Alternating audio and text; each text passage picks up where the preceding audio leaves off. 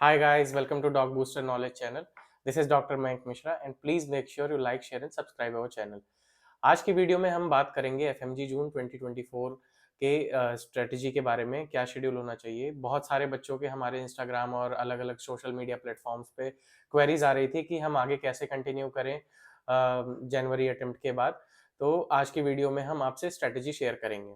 तो ये जो 19 सब्जेक्ट्स की स्ट्रेटजी हम यहाँ पे शेयर करने वाले हैं, ये बेसिकली उन लोगों के लिए है जो एग्जाम को री अटेम्प्ट करने वाले हैं, जो आगे फर्दर रिविजन्स प्लान कर रहे हैं और जिनको क्लू नहीं है कि वो अपने रिवीजन प्लान को कैसे एग्जीक्यूट करें। तो प्लीज मेक श्योर ये आप लास्ट तक देखें वीडियो, तो आपके लिए बहुत ही फायदेमंद रहने वाली है। तो इससे पहले कि मैं आपसे 19 सब्जेक्ट्स की शेड्यूल और स्ट्रेटजी शेयर करूं, मैं कुछ चीज़ों को आपको हाईलाइट करना चाहता था कि अगर आप ये टाइम टेबल फॉलो करते हैं या कोई भी टाइम टेबल फॉलो करते हैं तो उसको सक्सेसफुली एग्जीक्यूट करने में सबसे ज़्यादा जो ज़रूरी है डिसिप्लिन और सेल्फ मोटिवेशन और कंसिस्टेंसी। तो आप इन चीज़ों का ध्यान रखें कि एक डिसिप्लिन और एक कंसिस्टेंसी बनाए रखें, एक लीनियंट वे में आगे बढ़ते रहें। तो P Y Qs, P Y Ts, M C Qs, G Ts, इन सब की क्या इंपॉर्टेंस है, थोड़ा सा हम उसके बारे में बात कर लेते हैं। रिविजन्स बेसिकली दो टाइप के होते हैं, एक तो सिंपल रिवीजन होता है जो हम थ्योरी पढ़ते जा रहे हैं, और एक होता है रेट्रोग्रेड रिवीजन। जो रेट्रोग्रेड रिवीजन होता है ना, ये भी एक रिवीजन का पार्ट होता है और ये एमसीक्यूज के थ्रू, पीवाई क्यूज के थ्रू जो है वो एग्जीक्यूट हम करते हैं। प्रीवियस ईयर क्वेश्चंस और प्रीवियस ईयर टॉपिक्स आपके 5 से 7 साल के इनफ होंगे, लेकिन आप नीट पीजी और एफएमजी दोनों के प्रीवियस ईयर टॉपिक्स जरूर करें। और जब भी आप प्रीवियस ईयर क्वेश्चंस कर रहे हैं तो उसमें जो भी ऑप्शन आप मार्क करते हैं उसको रटने की बजाय आप उसको समझने की कोशिश करें। कई सारे बच्चे क्या करते हैं कि सीधे ऑप्शंस देख के उसको रटने की कोशिश करते हैं। उस केस में क्या होता है कि अगर थोड़ी सी भी लैंग्वेज चेंज होती है तो फिर वहां पे हमारा क्वेश्चन गलत हो जाता है। और एनबीई जो बोर्ड है वो एक ही बोर्ड है जो दोनों एग्जाम्स को बनाता है, be it FMG, be it NEET PG. तो आप 5 से 7 साल के दोनों ही एग्जाम्स के क्वेश्चंस को करके जाएं। अब बात करते हैं ग्रैंड टेस्ट की। ग्रैंड टेस्ट को क्यों अटेम्प्ट करना चाहिए हमें और कैसे करना चाहिए। जीटीज हमें बेसिकली 2 से 3 चीजें सिखाती हैं। उसमें सबसे पहले तो है एंजाइटी से कैसे डील करें, क्योंकि हम एक बहुत जब लंबा चौड़ा एक क्वेश्चन देख लेते हैं जो कि क्लिनिकली ओरिएंटेड होता है, तो सबसे पहले तो हमारी हार्ट बीट कंट्रोल नहीं होती कि यार इतना बड़ा क्वेश्चन है, ये तो मेरे से गलत ही होगा। तो उस केस में अगर आप जीटीज बार बार देते हैं तो आपको एक हैबिट सी हो जाती है कि हमें इतने लंबे क्वेश्चंस करने की पहले भी आदत है और हमने सही भी किए हैं। तो उस केस में आपकी जो एंजाइटी है वो एक काइंड ऑफ कंट्रोल्ड वे में रहती है। दूसरा जो हमारा जीटी का बेनिफिट है वो है ऑप्शन एक्सक्लूड करने की टेक्निक। तो धीरे धीरे हम इतने सारे क्वेश्चंस करते हैं तो उसमें हमें बेस्ट पॉसिबल आंसर या बेस्ट प्रोबेबल आंसर जो है वो रूल आउट करने की टेक्निक जो है वो हमारी इनहेंस हो जाती है। वो एग्जाम में काफी हेल्पफुल रहती है। जैसे बेस्ट पॉसिबल आंसर क्या है, हम दो दो ऑप्शंस को एक्सक्लूड कर देते हैं कि ये तो होगा ही नहीं, ये तो हो ही नहीं सकता, और फिर बचे हुए दो ऑप्शंस में से हम फिर जो क्लोजेस्ट है उसको हम गेस कर सकते हैं। तो इस वे में भी जीटी हमारा बहुत हेल्पफुल साबित होता है। तीसरा हमारा है टाइम मैनेजमेंट। तो ग्रैंड टेस्ट देते देते हमारा जो टाइम मैनेजमेंट है वो हमारा बेटर होता चला जाता है। जैसे हमने पहली बार कोई एक जीटी दिया, उसमें हमें थोड़ा ज्यादा टाइम लगा, सेकेंड बार देंगे थोड़ा कम लगेगा, और तीसरी बार में उससे भी कम हो जाएगा। तो ग्रैंड टेस्ट बार बार देने से टाइम मैनेजमेंट भी बहुत अच्छे से हो जाता है।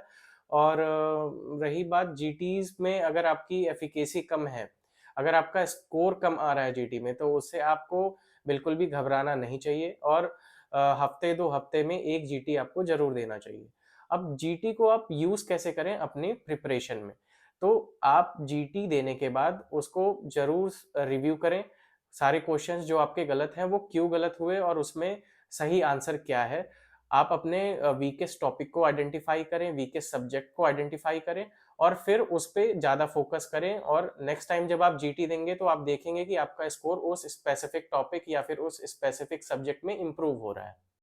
सबसे जरूरी चीज है कि आपको एक ही सोर्स से चिपक के रहना है। अलग अलग अट्रैक्टिव स्कीम्स में जितने भी कोचिंग्स ऑफर करती हैं कि ये आ गया वो आ गया, उसके पीछे नहीं भागना है, क्योंकि हम बार बार यही प्रेशराइज करते हैं आपको कि जो भी आपने जहां से भी थ्योरी की है उस पे आपको चिपक के रहना है। और अपनी हेल्थ का बहुत ध्यान रखना है, be it physical health, B it mental health, क्योंकि अगर एक बंदा मेंटली ठीक नहीं है, बहुत सारे डिस्ट्रैक्शंस हैं, कॉन्फ्लिक्ट्स हैं, है ना, और बहुत सारी चीज़ें हैं, तो उसमें भी फिर उसका अटेंशन स्पैन कम हो जाता है, कंसंट्रेशन उतनी बन नहीं पाती, तो फिर वो प्रिपरेशन फिर इतनी इफेक्टिव हो नहीं पाती है। आपको कोई भी फोमो को अवॉइड करना है ना। बहुत सारे ग्रुप डिस्कशंस में इन्वॉल्व नहीं होना है कि यार तूने ये कर लिया, यार तूने इस फैकल्टी का ये कर लिया, ये सारी चीजें बिल्कुल नहीं करनी है। और जो भी आप पढ़ रहे हैं या आपको कहीं से भी एक्स्ट्रा पॉइंट्स मिल रहे हैं जीटीज में, एमसीक्यूज में, प्रीवियस ईयर टॉपिक्स में, अगर आपकी वो थ्योरी में नहीं है या आपको लग रहा है कि मेरे को ये चीज नोट कर लेनी चाहिए, तो आप उसको एनोटेट करें और उस पॉइंट को हाईलाइट करें। तो बात करते हैं हमारी फाइनल स्ट्रेटेजी की। हमारी स्ट्रेटेजी का नाम है एफएमजी 1947, 19 सब्जेक्ट्स इन 47 डेज। जैसे हमारा देश 1947 में आजाद हुआ था, वैसे ही हम इस एफएमजी 1947 प्लान के थ्रू एफएमजी एग्जाम से आजाद होंगे। तो अब हम बात करते हैं हमारी एफएमजी 1947 स्ट्रेटेजी की। सबसे पहला सब्जेक्ट हमारा एनाटॉमी है। एनाटॉमी से 10 से 12 क्वेश्चंस आते हैं और आपको 3 दिन में ये सब्जेक्ट कंप्लीट करना है। नेक्स्ट आता है हमारा फिजियो। फिजियो पहले 7 से 8 क्वेश्चंस होते थे इसके, बट अब इसकी सिग्निफिकेंस बढ़ती जा रही है, 10 से 12 क्वेश्चंस आते हैं, तो फिजियो आपको 2 दिन में कंप्लीट करनी है। नेक्स्ट आता है हमारा बायोकेमिस्ट्री। बायोकेमिस्ट्री से भी 10 से 12 क्वेश्चंस पूछे जाते हैं हर साल, और इसको आपको 2 दिन में कंप्लीट करना है। Next patho. पैथो एक बहुत ही इंपॉर्टेंट सब्जेक्ट है जिसको हमें 3 दिन में पूरा करना है। और नेक्स्ट आता है हमारा फार्मा। फार्मा भी एक बहुत ही इंपॉर्टेंट सब्जेक्ट है, इसमें से 15-20 क्वेश्चंस जरूर आते हैं। फार्मा को भी हमें 3 दिन देने हैं। नेक्स्ट आता है हमारा माइक्रो। माइक्रो भी 15 क्वेश्चंस के अराउंड 15-17 क्वेश्चंस आते ही हैं, तो इसको भी हमें 2 दिन में कंप्लीट करना है। Next FMT. एफएमटी जो है हमारा 10 से 12 क्वेश्चंस एफएमटी के हर साल आ जाते हैं, हर अटेम्प्ट में आ जाते हैं, तो इसमें आपको 2 दिन देने हैं। नेक्स्ट आता है हमारा पीएसएम। पीएसएम एक बहुत ही इंपॉर्टेंट सब्जेक्ट है एफएमजीज के लिए, और इसका जो क्वेश्चन का वेटेज है वो सबसे ज्यादा होता है। ऑलमोस्ट 30 से 35 क्वेश्चंस, कभी कभी 40 क्वेश्चंस भी एफएमजी के एग्जाम्स में पीएसएम से पूछे गए हैं। तो पीएसएम को आपको बिल्कुल स्किप नहीं करना है, और ये सब्जेक्ट आपका 3 दिन में कंप्लीट होगा। नेक्स्ट आता है हमारा ईएनटी। ईएनटी और ऑप्था दोनों को आपको 2-2 दिन देने हैं, और इन दोनों को मिला के लगभग लगभग 20 क्वेश्चंस आ जाते हैं। नेक्स्ट आता है हमारा पीडिया।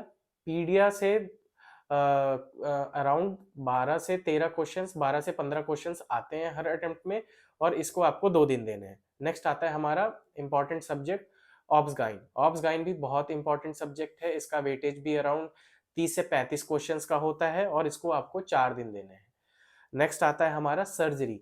सर्जरी भी एक बड़ा वेटेज वाला सब्जेक्ट है, इसमें से अराउंड 30 से 40 क्वेश्चंस जरूर आते हैं, तो इसको आपको 6 दिन देना है। ये एक मेजर सब्जेक्ट है। नेक्स्ट आता है मेडिसिन। मेडिसिन भी एक मेजर सब्जेक्ट है, इसका भी वेटेज सर्जरी जितना ही है, 30 से 40 क्वेश्चंस, कभी कभी उससे भी ज्यादा आता है।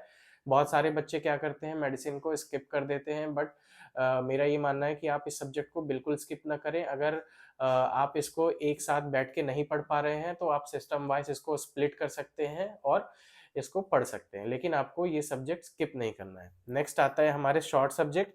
जितने भी शॉर्ट सब्जेक्ट्स हैं, रेडियो, एनेस्थीसिया, ऑर्थो, डर्मा और साइकेट्री, इनको आपको एक एक दिन देना है। जैसा कि पहले भी मैंने एक वीडियो बनाई थी कि जो शॉर्ट सब्जेक्ट्स होते हैं उनका सिग्निफिकेंस कलेक्टिवली बढ़ जाता है। 20 से 25 क्वेश्चन ये पांचों शॉर्ट सब्जेक्ट्स मिलके आपको पूछे जाएंगे, और इनका पास कराने में एक बहुत बड़ा योगदान हो सकता है।